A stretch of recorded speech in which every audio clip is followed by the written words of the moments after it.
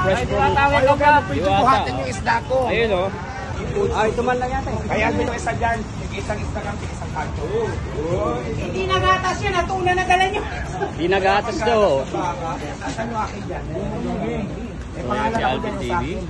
Si Diwata. Sana all, laba. Sana all. Ay, kahit alin dyan. Guys. Di nagatas yan, sir ah. Hindi na yung gatas, Alvin ah. Di nagatas yan, malaking ano na yan ah. Isda ah. Siyempre akin yung malaki. Tuna, malaking tuna yan ah. Malaking gatas ah. Ayun, nag-isa kayo dito. Sabi mo muna to. Ito kay Diwata, ito naman kay Alvin, pre.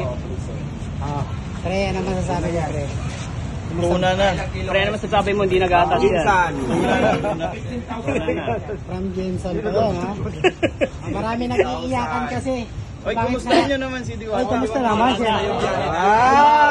Ayan! Diyos ko, maraming salamat talaga sa...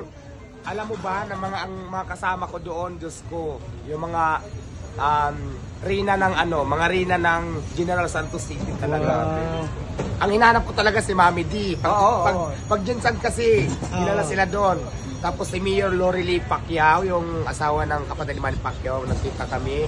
Tapos syempre yung mga big time doon, si Ma'am Sarah, si Ma'am Sol. Maraming salamat, ang mabait nyo. Balik ako dyan. Yeah. Kasama buong vlog.